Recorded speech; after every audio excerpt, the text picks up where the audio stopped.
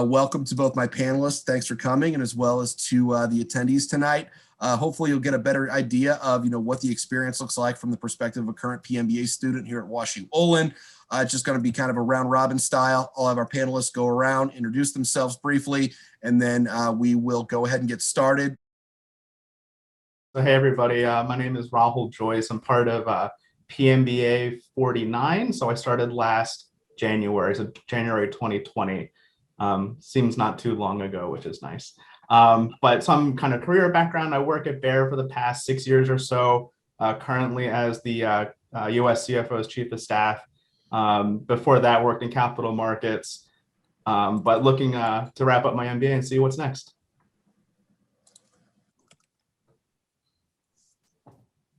I'll go ahead and go next. I'm Kyle Pruitt, PMBA 49 also.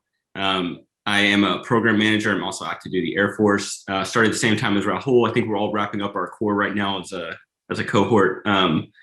But yeah, I'm happy to answer any questions. And so far the WashU experience has been great and love to share it with you guys. Hi, everyone. I'm Maggie.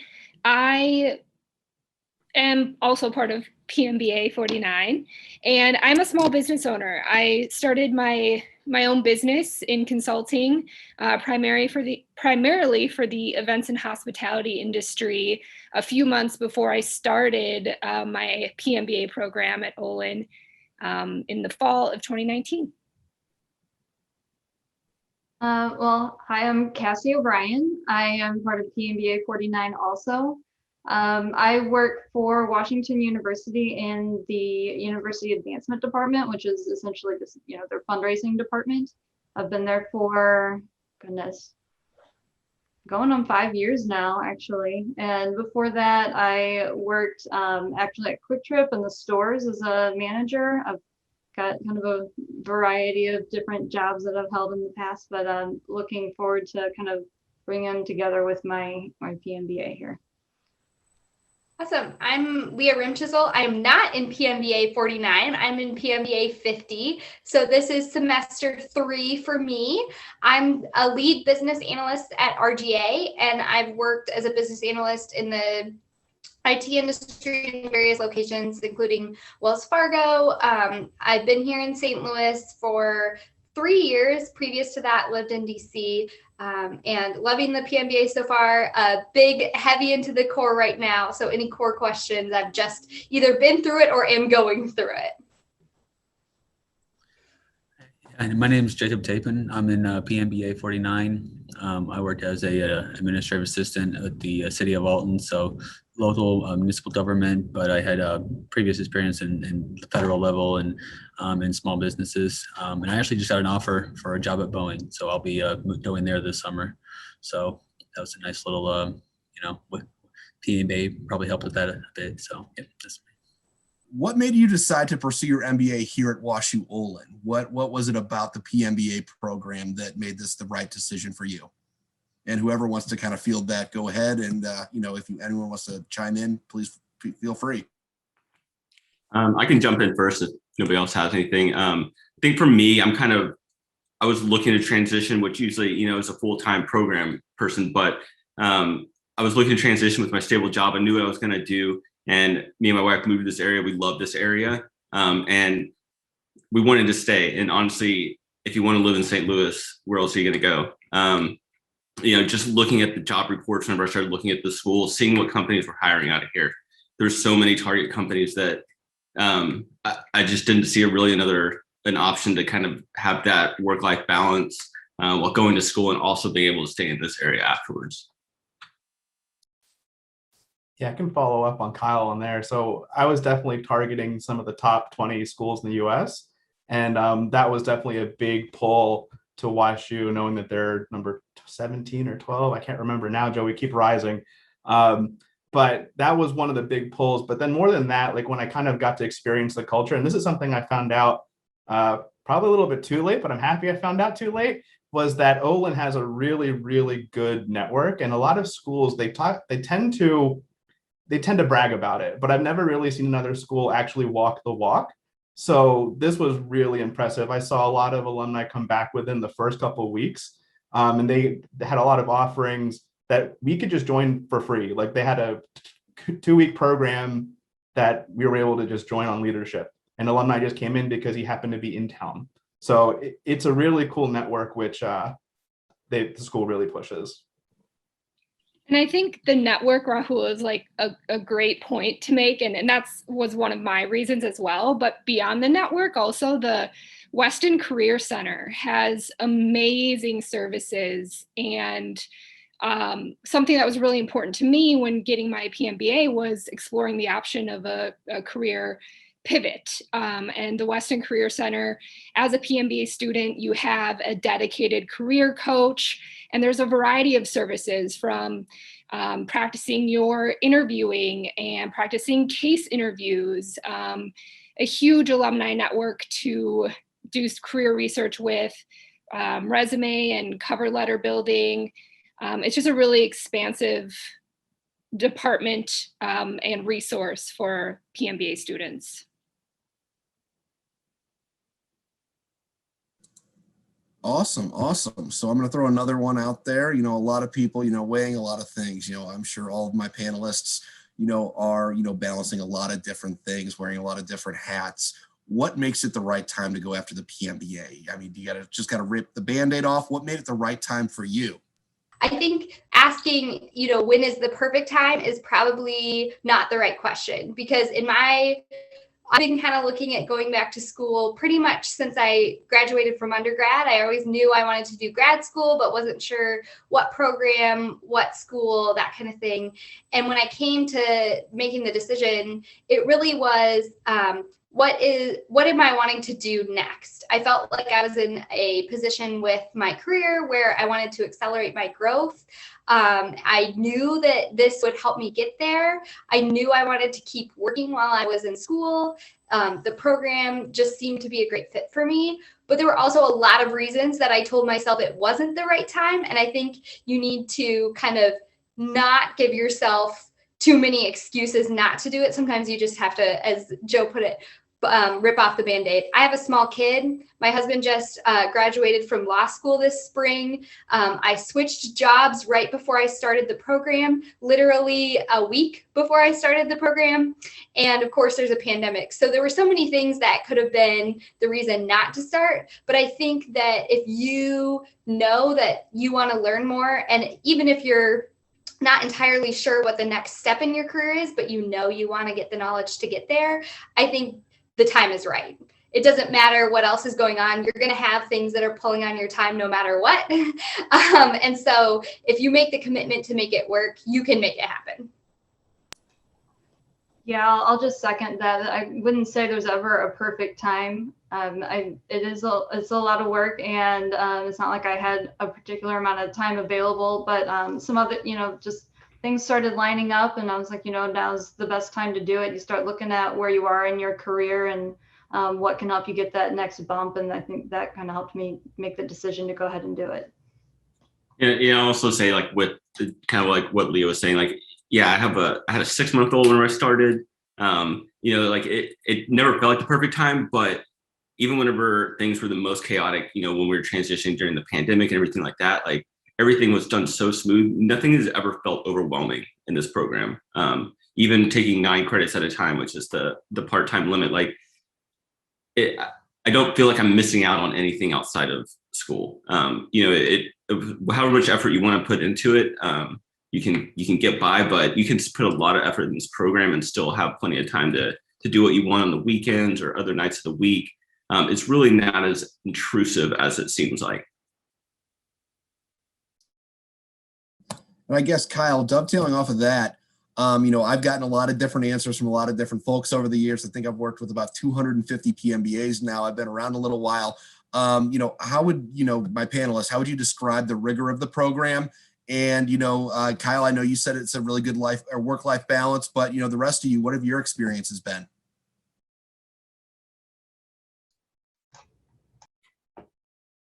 Okay, so I can chime in a little bit. So it's not a cakewalk. Let's put it that way. Like, you're not going to walk in and you're going to walk out as if it's the easiest thing you've ever done. But that's not probably why you're looking at WashU, to be honest.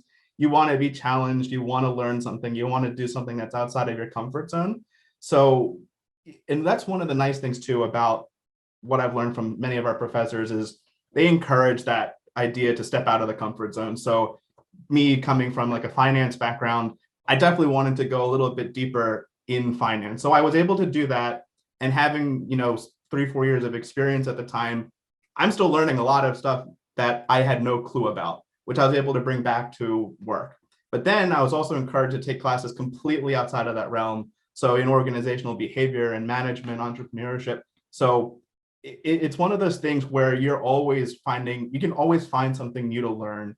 But just like Kyle said, there is time for you to take a breather, whether it be after your classes on Saturdays, if you start during the spring, or during the weekends, there's always going to be time to take a break.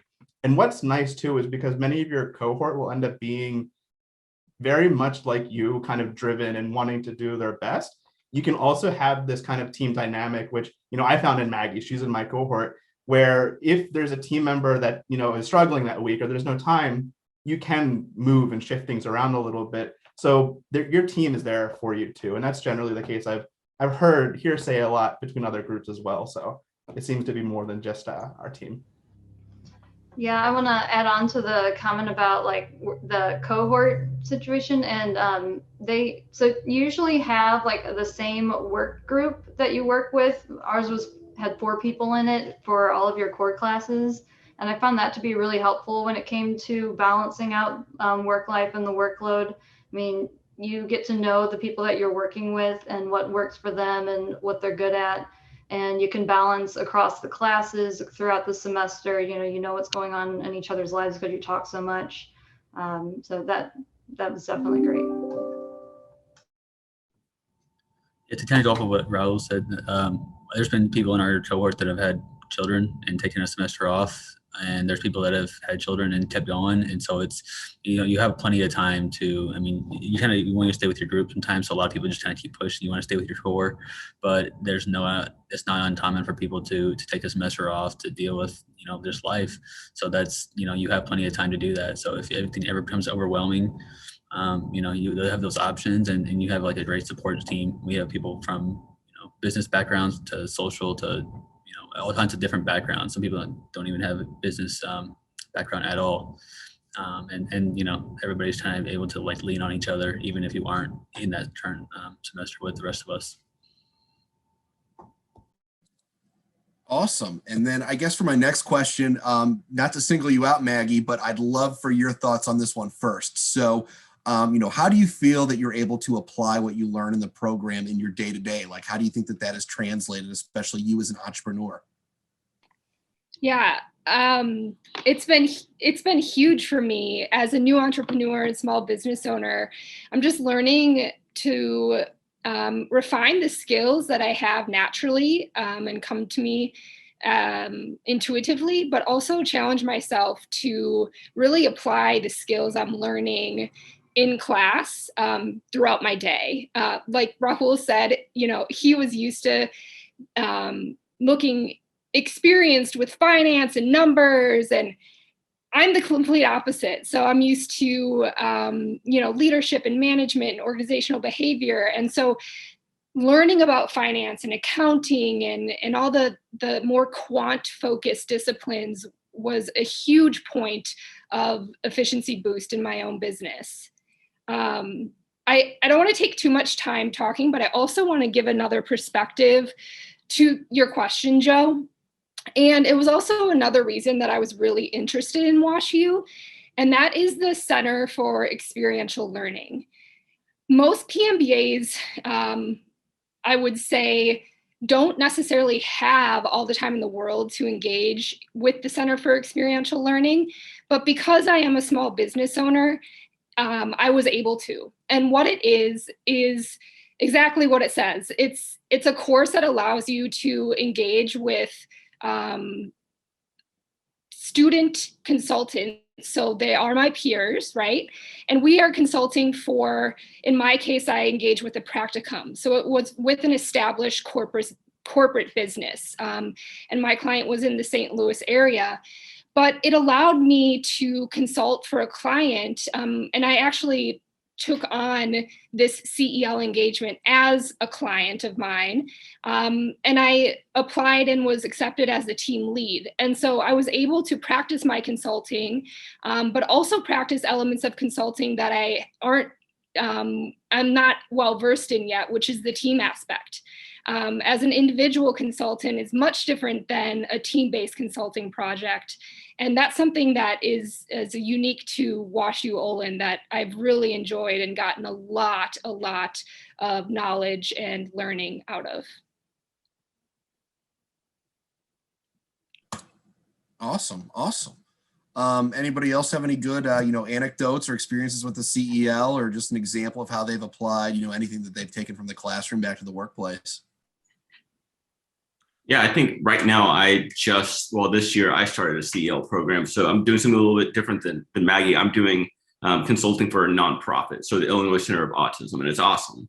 It's a great time, but I know, like, me walking in there at first, it felt super overwhelming. I have no idea what I'm doing. Like, they're going to laugh me out of here, but it's pretty amazing how quickly these classes came together once I sat down at the table with them. Like, all right, what are we trying to solve here?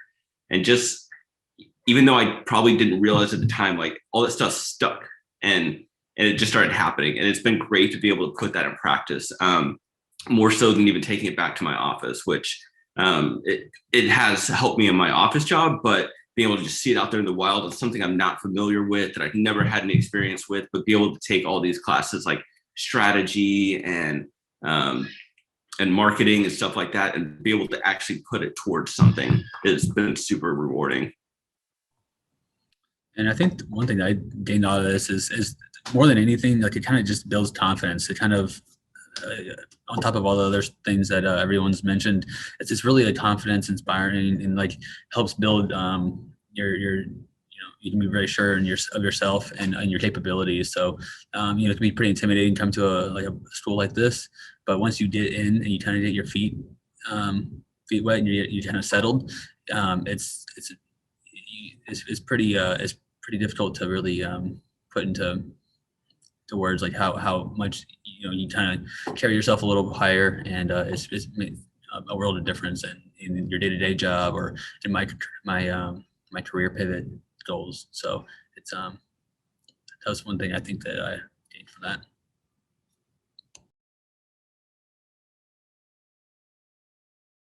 And I think someone touched on this briefly a little bit earlier on. So someone had referenced the fact that, not everyone has a formal business education going into an MBA program. Not everyone in this program is a BSBA. Only about a third of our students have a business undergraduate degree. So for those of you who didn't happen to have a previous business degree, were you intimidated going into the program, or what has your experience been, being in a formal business education program? So I am one of those people who does not have a business degree. In fact, I took 0 business classes in undergrad. I was an English and politics major, very happy about it too. So the last time I had taken any math-based classes was in high school. And so going into the program, I felt a little concerned about it because I knew my skills were going to be pretty rusty, but I approached it with an eye towards really how much can I learn and how much can I grow. I knew that those areas were a little less, I just didn't have the formal education there. I had picked up some skills along the way working in IT, and I've worked on teams that work in finance. So I'd had to kind of dust off some of the old skills, but really going into the program, I found that the professors are so good at explaining things in ways that connect with different types of learners that I've never felt in any of the classes that my background is a detriment. More so, I'm able to take whatever background I have and approach these new skills in a way that's not intimidating, but really just an ad for me. And that's been really great. I can't think of like every single course, every single semester where I'm like, I don't know if I'm going to do this. Like our accounting course, I was super intimidated by. We had a great professor. It was one of my favorite classes. I thought I would never say that in my whole life, and it was awesome. So I think you might be surprised what you can learn because our professors are so great that you don't need a business background to be able to learn and grow. Yeah, definitely. I have a liberal arts degree from an Oklahoma public university. So, I mean, the first day we showed up to class and we just like rolled straight into managerial statistics. Like it was tough, but yeah, I mean, professor office hours, like our last quantitative decision making class, like it was super easy to just go to office hours and be like, hey, I'm not sure I'm doing this right, or I'm not doing this. Like everybody's there to make you succeed, and they're going to put everything into it. And once you kind of get in the flow of being back in class again, it gets much easier. You don't need to come into this as having a heavy quant background at all. This is from a managerial perspective. So that's the kind of way you have to look at it.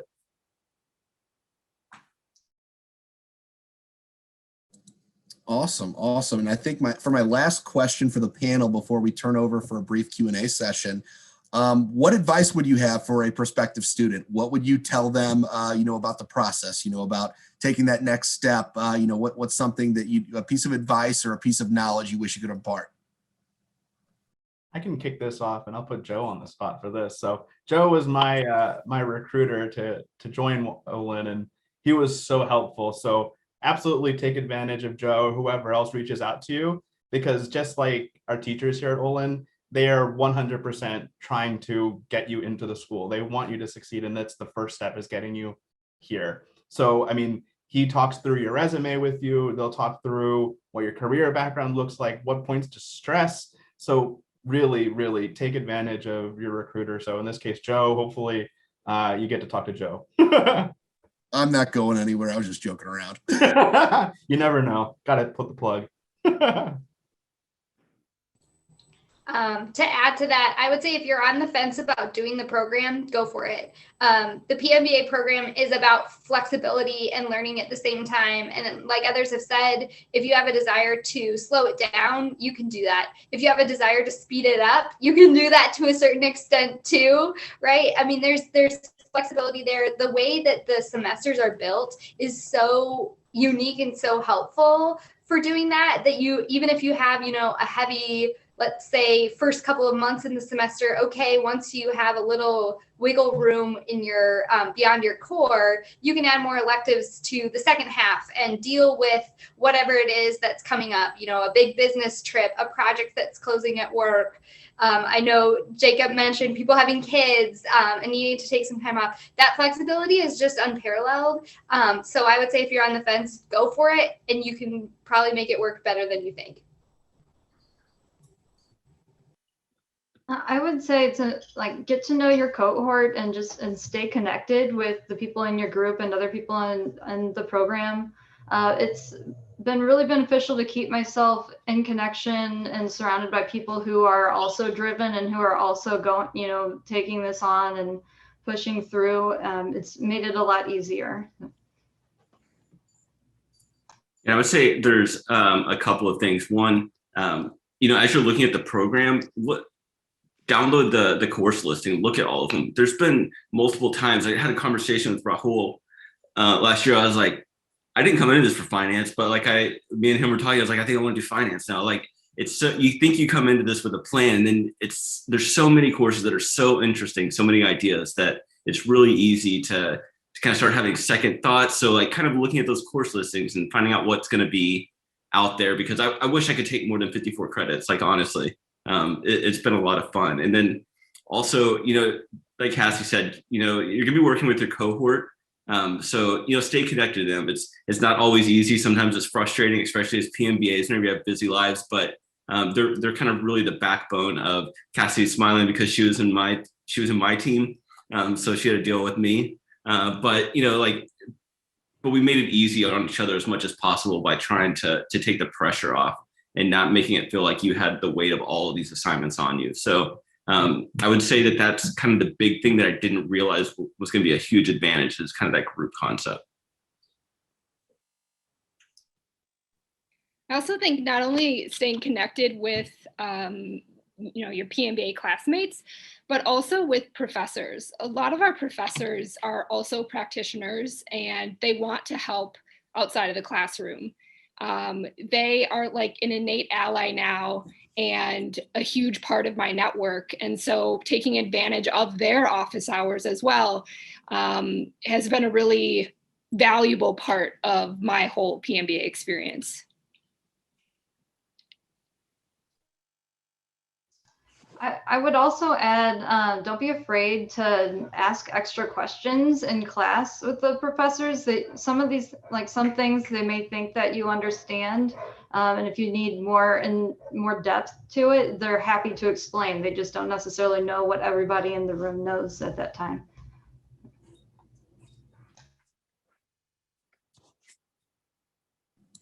Awesome. Awesome. I think that's all fantastic advice. Certainly advice that some of which I would give to current students or prospective students, I should say. So as far as that goes, we have a couple minutes left. If anyone in attendance tonight would like to toss a question to our panelist, now would be the great time. I'm not sure whether you all brushed on this before, but I was wondering how long each of you waited between your undergrad and then going into the MBA program.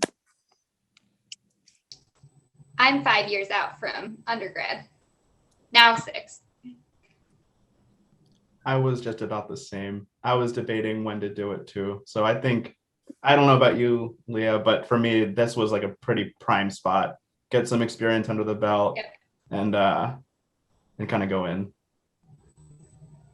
I jumped in like only about a year or two after my my undergrad, but I had been in the military before that, so my clock was kind of ticking already. I was ready to kind of get going, so that's why I did it so quickly after my undergrad. But I know we had some members of our cohort that did it pretty soon after their undergrad, and they did, early to mid 20s. So it kind of varies. Yeah, and I'm 10 years out of my undergrad, so I'm probably definitely on the high end. Yeah, I'm with Kyle. I started the program 8 years after my undergrad degree. Yeah. It's about 10 years for me also. This particular group was a bit more seasoned before starting the program, but we have everywhere from relatively recent graduates all the way up to senior level professionals. The right time is the right time for you. So, talk to your mentors, talk to your peers, talk to an admissions advisor. I know a good guy, and we discuss that and see if, right now might be a great time for you to start. Great. Thank you all. I was just going to ask, how do you guys feel that the curriculum pushes you? Like, do you feel like it's pushes you and kind of gets you thinking, or like how would you describe the curriculum there at WashU?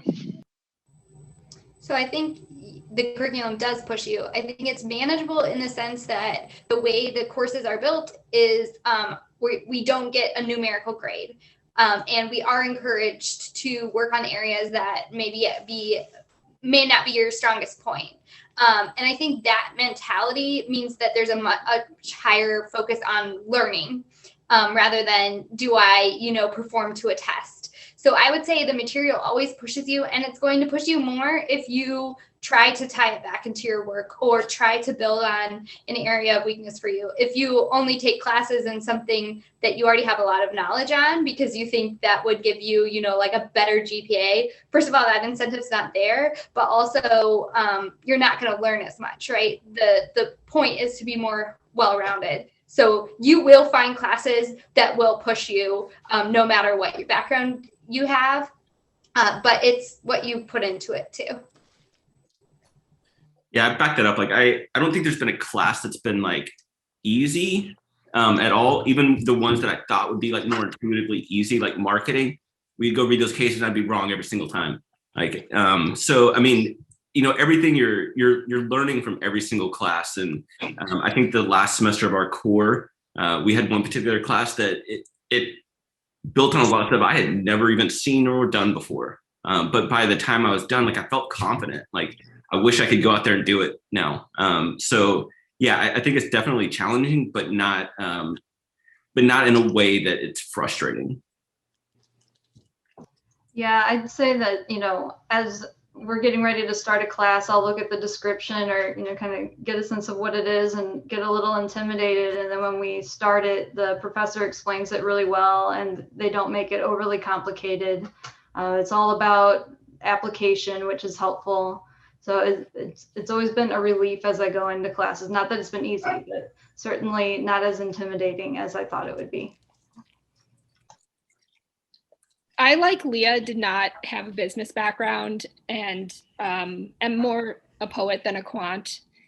And so some finance classes I found extremely challenging finance, accounting, quantitative decision making. We're all like things I've never seen before. But I think part of the beauty of a PMBA and MBA full-time too is that you have that core group where you can really approach an assignment or a class, not only with more confidence in knowing that your team is backing you, but also like genuinely interested in helping you learn as well, because they're also in doing that practicing their team skills and their managerial skills. And also, just beyond assignments, helping you to, if, you didn't grasp a concept in the lecture, because they do move quickly, they're there for you to help really break things down and pull from their expertise to contribute to your learning as well. Yeah, you certainly were never alone. Like you always had someone you could go to if you needed to. And thinking like the opposite of, go ahead, Jacob. Oh, sorry. As far as like the curriculum structure, I felt like it was really well put together. Like the classes weren't just thrown together for the first year. They really put a thought into which classes are going to be in this first semester, and then so on and so forth. And so that by the time you're kind of finishing your core, you're kind of building on like principles and other topics that you've learned earlier in that. So as far as I really appreciate like how much thought they put into the lectures and the order they go in. And kind of go to the opposite way of Maggie. So I have an undergrad degree in finance, and I worked in finance for 3 or 4 years, pretty in depth. So even in my intro to finance class, I mean, by the middle of it, I'm like, okay, this just completely rocked my world and my perspective on what finance is. So you could be very deep in your career in a certain direction and still walk away thinking, well, shoot, this was supposed to be easy. And well, no, it's not. So you'll be challenged, from the get-go, which is, again, I think why we're all looking here. Awesome. I think we have time for one more question. So if anyone has anything, we'd love to hear from you. And then we're going to start wrapping up the session. So if anyone has anything, now's the time. We'll get one last question in there. I was just more towards the individuals that participated in the CLE program. How did you say that you worked while doing the CLE program? And if so, how did you, balance that? Yeah, so I did the one for the nonprofits, and honestly, it's not bad. They're not expecting you to transform their nonprofit or do anything like that. You have one specific scope. So I'm working on expanding their campus into a different geographical area. I don't need to go find a building. I just need to kind of come up with a game plan of all the milestones they need to do it. I probably spend maybe 4 hours a week-ish, maybe not even that much some weeks, and it's over the whole year. So it's really, it's 3 credits, but it's really not that much of a time sink at all. There may be some weeks where I put in a little bit more, and some weeks a little bit less, but I'd say on average about 3 to 4 hours a week. Yeah, I'll echo what Kyle is saying. But I also think it depends what you want out of this CEL too. Like if you want to be just a student consultant, shouldn't have said that, Kyle. Student consultant's very important. But if you want that student consultant role, you can, you're part of a team of 4 to 6 people. And so the work is distributed to about, 4 to 6 hours a week. But then you also have the opportunity as a student to be a team lead, which is a bump up, and that's about 10 hours a week. So it is achievable at the PMBA level, but your level of involvement will dictate how much time you're spending every week. I just wanted to say, the utmost thank you to the attendees tonight, and especially my panelists. I really appreciate you taking time out of your schedule to come here and speak with some prospective students. I think that we got a lot of fantastic content in this recording tonight. So I really appreciated your time and your thoughtfulness and your replies. And I'm very grateful for that. And prospective students, if you have any questions for the panelists or myself, please feel free to contact me directly. And if you wanted a perspective from the panelist or a specific individual, just let me know and I can certainly facilitate that.